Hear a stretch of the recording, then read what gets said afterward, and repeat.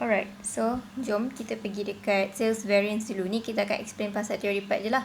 Boleh refer notes ni. Okay, untuk sales variance. Okay, dia ada sales price dengan sales volume. Hafal salah satu je, sama ada favorable ataupun adverse. Sebab kalau favorable, contoh kalau sales price kan, favorable dia increase customer demand, higher than anticipated. Dia punya adverse, lower than anticipated. Dia macam tu, dia bertentangan. Alright, so untuk sales price variance, first, hafal je tiga ni. Dia increase customer demand. First kali dia increase customer demand higher than anticipated. Maksudnya customer demand tiba-tiba banyak kan. So kita punya sales akan meningkat. So akan dapat favorable lah. Macam tu. Simple je ni. Untuk yang kedua ni, demand for competitors berkurang. So bila competitor punya demand berkurang, contohlah competitor punya image jatuh ke, ada viral apa-apa ke, so customer dia hilang. Customer dia cari alternatif lain. So kita akan dapat advantage lah. Kita boleh ambil dia punya customer. Kita boleh jual produk kita kat customer yang competitor tu, yang ada viral, case viral ke apa-apa. Contohlah macam tu. Okay, so bila customer punya competitor punya customer hilang, maksudnya dia punya demand dah, orang dah tak percaya kat kedai dia, so orang akan datang kat kedai kita pula. Macam tu. Alright. So next adalah quality improvement. Quality performance. Yang ini pun boleh menyebabkan sales price variance akan jadi favorable. Sebab apa ni, bila kita buat kita jual barang yang berkualiti, customer akan suka untuk beli dengan kita. Macam iPhone lah kan, contohlah iPhone kan, kualiti kan bagus. So walaupun dia mahal macam mana pun, orang still akan beli. Sebab tu dia akan jadi sales price variance. Bila dia ada kualiti yang bagus, dia boleh charge dengan harga yang mahal, tapi orang still beli. So bila ada improve in quality, people will buy. So price variance akan jadi favorable. Okay, sales volume pula. First kali, lower price. Bila kita charge lower price, akan menyebabkan increase in demand kan. Kan macam DIY letak harga murah-murah, so ramai orang beli kat situ. So dia punya sales volume akan jadi favorable. Maksudnya kuantiti yang banyak, dia dapat jual dengan kuantiti yang banyak. Volume dia favorable. Tapi okay, volume variance dengan price variance selalunya akan bertentangan. Kalau sales volume ni favorable, selalunya lah. Okay, kalau volume ni favorable, letak lower price dapat favorable. Tapi dekat price variance, bila kita jual dengan harga yang murah, dia akan jadi adverse. Macam tu. Okay, yang kedua, quality performance. Ada improvement in quality and performance. Yang ni pun lebih kurang sama lah macam yang tadi tu. Kiranya kita punya quality bagus, so lagi ramai orang nak beli kat kita. Macam tu. Okay, so bila kita improve quality, kita dapat increase sales increase sales lah. Macam tu. Okay, yang ketiga dia kata fall in quality or performance of competitors punya produk. Sama case macam atas ni kan, ada perkataan competitor kan. Maksudnya kalau competitor kita ni, dia punya produk dah teruk, asyik rosak lah, tiba-tiba barang tak boleh guna lah. So customer diorang yang selalu beli dengan diorang sebelum ni akan stop. Macam tak boleh percaya dah company ni. So dia pun beli kat kedai lain. So antara kedai lain tu, kita ni lah yang jual barang yang sama. Okay, yang kita jual barang sama dengan competitors tu, so customer tu akan beli kat kita pula. So increase in sales volume, so akan jadi favorable. Yang keempat, successful marketing campaign. Okay, successful marketing campaign ni macam buat advertisement lah. Buatlah suruh orang buat review, bayar artis. So benda-benda ni akan nak bagi kita punya produk ni dikenali oleh ramai. So orang akan beli kat kita. Tapi okay, bila ada buat advertisement ni, mestilah incur cost kan. So dia akan menyebabkan sales price variance adverse. Tapi sales volume variance dia favorable. Okay, so next, ini habis untuk sales variance. Next kita pergi dekat okay, next kita pergi dekat material. Okay, material price variance.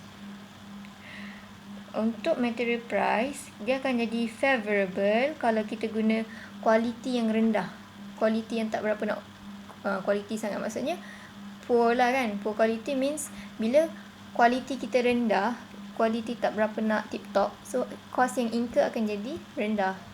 Selalunya barang yang tak ada kualiti sangat ni selalu murah-murah kan. So price variance favorable, tapi bila poor quality menyebabkan usage akan jadi adverse. Tengok kat sini, nampak tak? Sebab ni favorable, adverse dekat usage macam ni lah. Tapi kalau dia punya favorable dia high quality. Nampak tak, just hafal macam ikut order lah. Order selesa nak hafal bertentangan macam ni ke, ataupun hafal satu baris ni je ke. Tapi yang penting faham. Okay. Kenapa poor quality materials menjadikan usage variance, poor quality material menyebabkan adverse in material usage? Sebab kalau kita guna material yang kita guna ni tak berapa nak okey, nanti bila kita nak buat production akan ada rosak lah. So kita akan incur loss dalam material tu. Means akan kita buang je barang-barang material yang kita dah beli tu sebab dia rosak dah, tak elok dah. So kita tak boleh menggunakan seluruh material yang kita beli. So usage dia tak optimum lah. Kita tak menggunakan keseluruhan 100% barang material yang kita beli tu untuk produce a product. So menyebabkan usage dia adverse lah macam tu. Okay, pergi kat sini balik. Material price yang kedua jadi favorable dia kalau kita discount given for buying in bulk. Maksudnya material yang kita beli daripada supplier tu kita dapat discount. So bila kita dapat discount, lagi murah lah, price akan jadi favorable. Yang ketiga, change to a cheaper supplier pun sama, barang akan jadi murah, favorable. Incorrect budgeting. Incorrect budgeting ni maksudnya dia boleh jadi favorable, dia boleh jadi adverse, depends on the situation. Means kalau incorrect budgeting tu kita terletak harga murah, kita terletak, contoh kan budget ni kita terletak material price yang sangat tinggi. So actual nanti tiba-tiba sebenarnya rendah je. So bila kita punya budget yang sangat-sangat tinggi, yang tersalah tu, bila tolak dengan actual akan dapat favorable kan. Padahal sebenarnya yang budget tu yang salah. Dia depends. Dia boleh ada kat sini, adverse sini ada, incorrect budgeting kat sini ada, ini ada. So dia depends dekat soalan tu macam mana. Kalau incorrect budgeting dia jadi adverse macam mana? Bila dia punya budget, kita budget material tu harga RM1 je, tapi bila incur actual RM100. Padahal yang budget tu salah, dia jadi adverse kat sini. Macam tu lah. Okay. So tu untuk material price variance. Material usage variance pula, yang pertama higher quality materials, dah cakap tadi. Okay, kenapa kalau material usage kita guna higher quality akan jadi favorable? Sebab bila high quality, material yang kita guna untuk produce produk tu less likely to rosak. Dia akan macam kita smooth je kita punya production tu. Kita guna je semua material yang kita beli, tak ada bazir-bazir buang sebab rosak ke apa, tak ada. So the usage punya variance akan jadi favorable. More efficient use of material pun samalah. Bila kita ada efficient use of material, kita boleh avoid loss ke ataupun loss ke waste ke.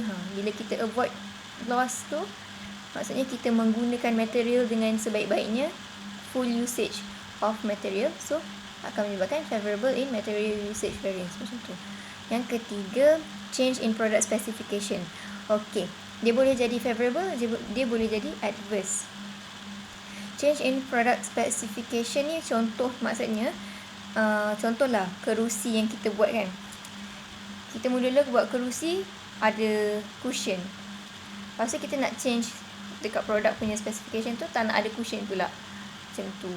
So dia boleh juga incur dekat material price variance tau. Maksudnya kalau change in product specification ni, dulu kita buat produk, kita buat material, kita buat kerusi tadi tu ada cushion. So cost akan meningkat, cost akan jadi lebih mahal kan. So kalau kita change product specification, kita tak letak cushion, cost akan jadi berkurang. So kalau dalam keadaan tu, dia akan jadi price favorable, betul tak? Sebab daripada ada cushion, tak ada cushion. So lower cost dan akan jadi favorable price variance. Jadi kalau untuk usage ni, dia punya change in product specification, tak tahu nak contoh apa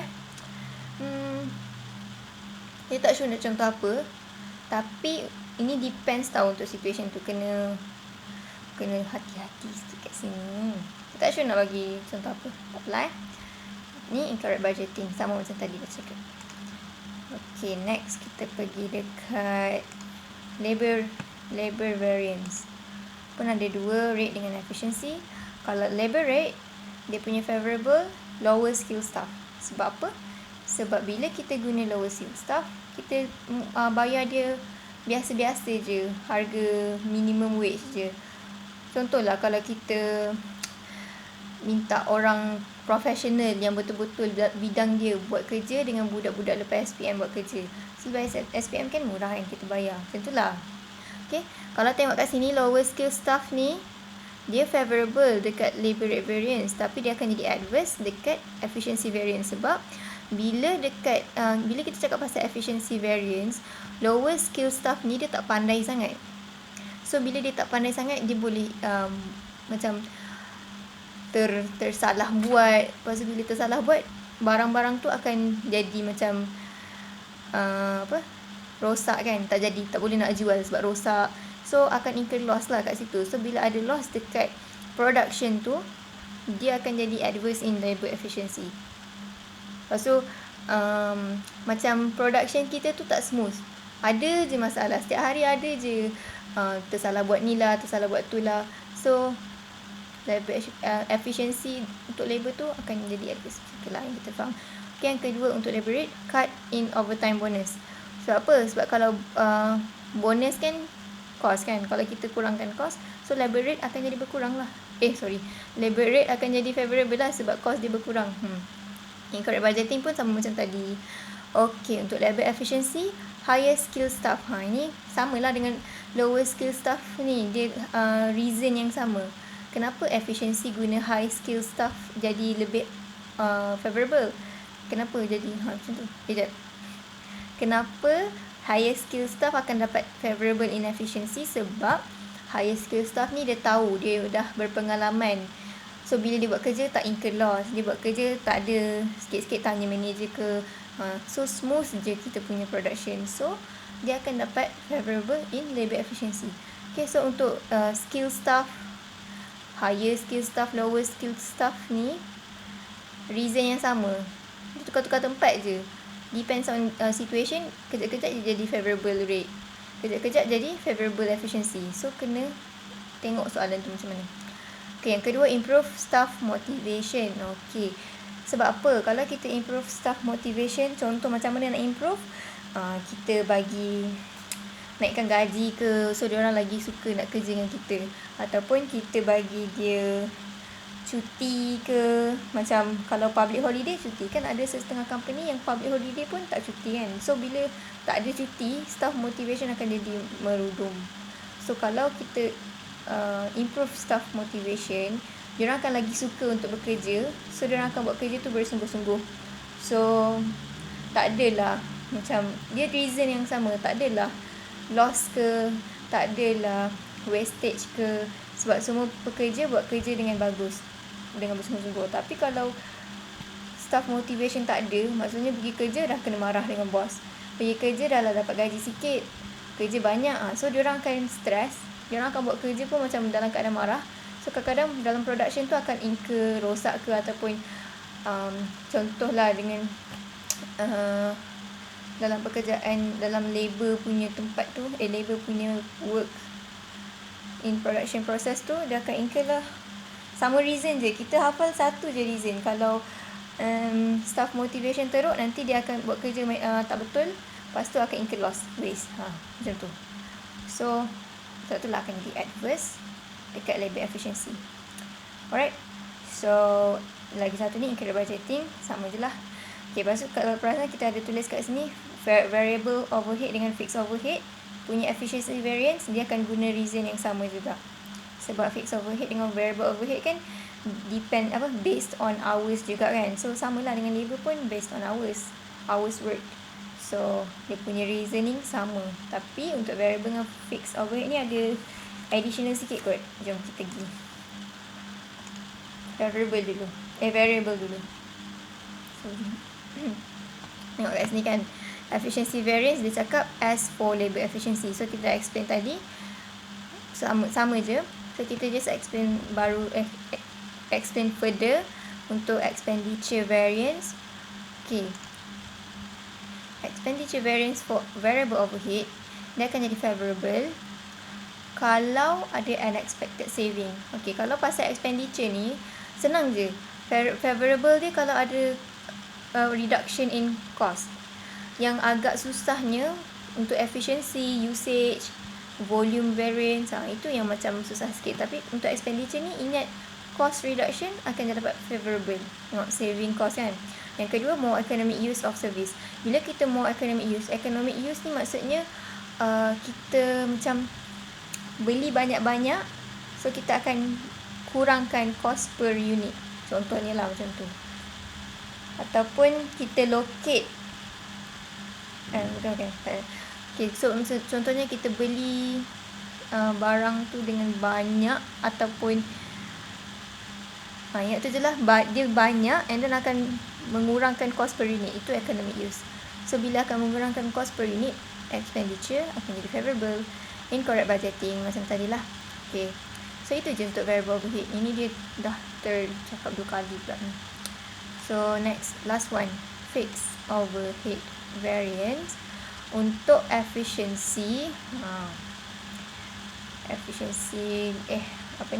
untuk volume variance kan dia ada terbahagi kepada capacity dengan efficiency kan. So yang ni dia ada further explanation.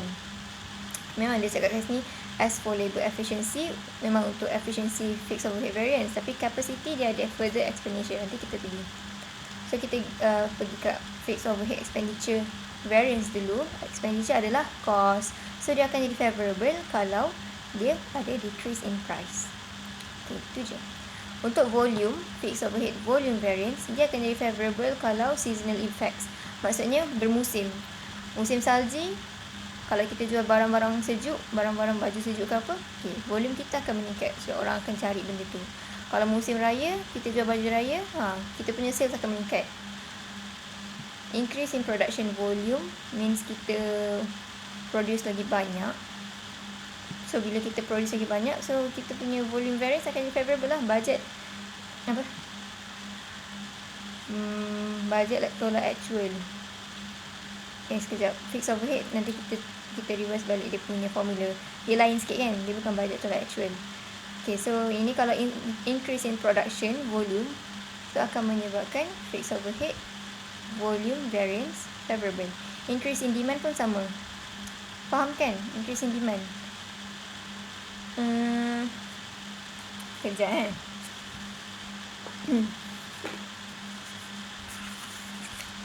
sebab fixed overhead volume variance dia guna flex budget tolak dengan budget. Flex tolak dengan budget. Flex tu dia kira macam lagi improve daripada budget kan. Maksudnya dia lagi better. Bukan lagi better. Dia macam first kita buat budget, second kita buat flex, third kita buat actual kan kalau budgeting ni. So kenapa increase in volume dia akan menyebabkan volume variance favorable? Kalau sebelum ni budget tolak actual, positive favorable, negative adverse. Tapi untuk volume dia flex tolak budget.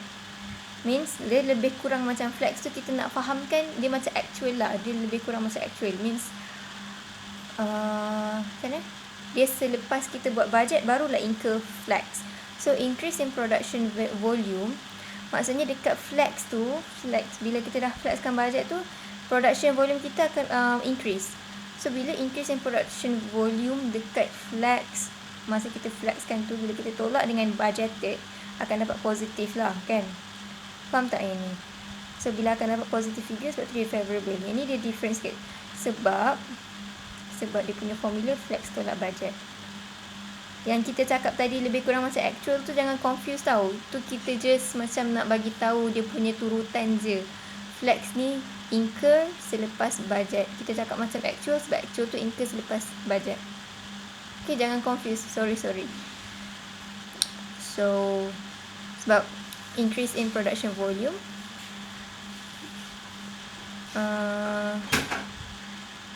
Yelah, macam tadi tu lah yang cakap. Increase in demand pun sama je. Production volume ke demand ke sama je maksud dia. Change in productivity of labour. Maksudnya productivity pekerja tu lagi bagus. Better productivity, lebih efficient, akan menyebabkan fixed overhead volume akan lebih improve. Okay, untuk capacity ni our work higher than budget. Ini hafal je. Kita tak sure nak bagi contoh apa untuk fixed overhead capacity. Dia bekerja lagi banyak. Maksudnya kita budget kerja 5 jam je, tapi dia kerja 10 jam, lagi banyak hours dia bekerja. So capacity meningkat. Means kita ingat macam ni je, capacity tu kan macam ruang, macam lagi bertambah, lagi bagus kan. So kalau hours yang dia work tu lagi banyak, lagi memenuhi capacity, lagi bagus betul. Okay, kalau efficiency pula, efficiency ni dia punya reason untuk favorable. Kalau dia kerja lagi cepat, dia akan bertentangan tau. Capacity kerja lagi lama lagi bagus. Means dia guna capacity tu sebanyak yang mungkin. Kalau efficiency ni dia kerja cepat. Means satu unit dia boleh buat dalam masa 1 jam je. Contoh. So dia punya macam mana cakap, efficiency ni dia kerja cepat. Kalau capacity, maksud dia untuk favorable adalah dia kerja lagi banyak. Hours yang digunakan tu lagi banyak. Yang ni hours yang digunakan tu lagi sikit. Means dia cekap. Okay, ini bertentangan dia punya adverse ni. Alright, so tu je. Sekarang jom kita nak explain sikit pasal ni, apa ni, pasal dia punya formula kan. Kita rasa Wada dah hafal dah ni formula ni. So ambil masa sikit je lagi. Untuk FMA variance, ada satu jenis variance je. Means bukan satu jenis variance, dia ada ni, price dengan usage ataupun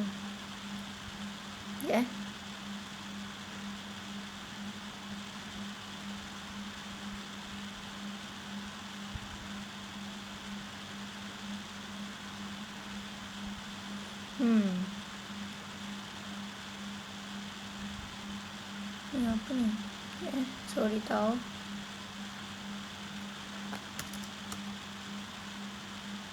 Okay.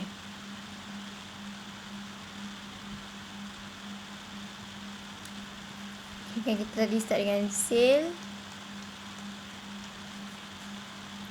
Lepas tu kita ada material. Material ni kita gabung je lah dengan labor.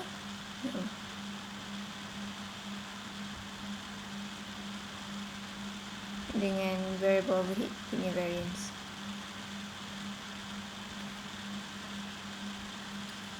Okay, kalau sale, okay, dia ada sales price dengan sales volume. Okay, kalau sales ni ikut unit lah, volume dia based on unit. Okay, sales price variance. Sales kita nak actual lagi tinggi daripada budget. So actual, kita tengah cakap pasal price. So actual price tolak dengan budget price. And then darab dengan apa? Darab dengan actual unit. Kalau volume ni kita tengah cakap pasal unit. So kita akan tolakkan daripada, sama juga actual tolak budget, tapi actual unit tolak budget unit. Tapi dia darab dengan budget price.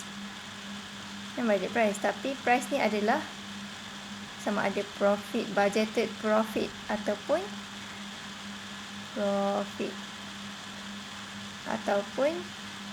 budgeted contribution per unit. Okay, ini untuk sales. untuk material ataupun labor ataupun variable overhead, dia punya formula sama je, cuma apa yang berbeza. Okay, kalau material dia guna kg, labor dia guna hour, variable overhead pun dia guna hour. Alright, so kalau untuk price variance ada dua kan, price variance dengan okay, kalau untuk material kita panggil price, price variance. Price variance. Kalau labor kita panggil rate variance. Kalau variable overhead kita panggil expenditure variance. Macam ni je, expenditure. So dia punya formula akan jadi, okay, kita tengah cakap pasal price dan kita tengah cakap pasal cost. Ini adalah cost kan, sales ni adalah revenue, yang ini revenue, ini cost. So kalau revenue actual lagi tinggi lagi bagus, kalau cost actual kena lagi rendah. So budget kena lagi tinggi. So sebab tu kita buat budget tolak actual kan. Budget tolak actual. Kita tengah cakap pasal apa? Pasal price. So tambahlah buat je untuk roller kat sini. Lepas tu kalau price kita akan darab dengan actual. Actual apa? Actual unit. Kalau atas kan actual unit kan. Actual unit ni sama ada actual kg ataupun boleh juga material dia boleh jadi liter juga kadang-kadang. Depends lah, kadang-kadang unit. Yang kalau material dia unit, ini kena hati-hati, jangan tertukar dengan dia punya unit untuk material dengan unit untuk produk. Contoh dia kata satu produk menggunakan satu produk, kadang-kadang ada tau soalan yang macam ni. Satu produk, contoh Z, satu unit Z, produk ini dia menggunakan 2 unit Y. So dua-dua unit. So nak guna mana ni? So kita ambil ni lah. Sebab kita punya final product adalah Z. So material kita adalah Y. So hati-hati kalau dia punya produk tu unit and then dia punya material pun unit. Kita kena hati-hati. Okay, ni sama ada kg ataupun liter ataupun unit ataupun hours. Right. So okay, ni dia punya price, dia punya dollar. Yang ni dia punya volume. Volume tu kalau untuk material kita panggil usage. Kalau untuk labor kita panggil apa? Efficiency.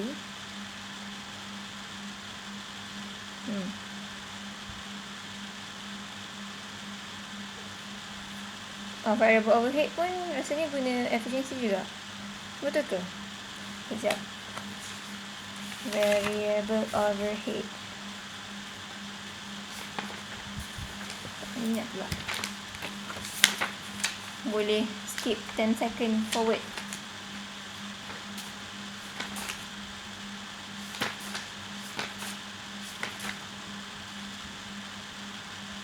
Betul lah. Dia guna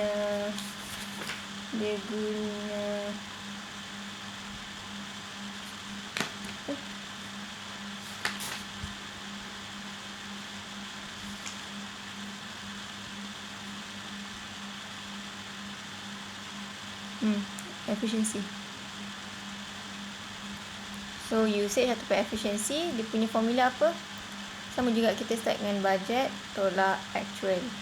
Kita tengah cakap pasal usage ataupun efficiency, so kena guna dia punya ni lah, kg ke hours ke apa-apa tu, darab dengan, okay, kalau kita start dengan bukan dollar nanti, maksud bukan dollar tu, kalau kita start dengan kg ataupun unit ataupun hours semua tu, kita darab dengan budget punya dollar.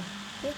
Kalau price actual kg, actual dia punya ukuran tu kg ke hours, tapi kalau usage mesti budget dollar contoh. A, B. Okay, so ni je untuk formula dia, tapi ada lagi satu, fixed overhead. Okay.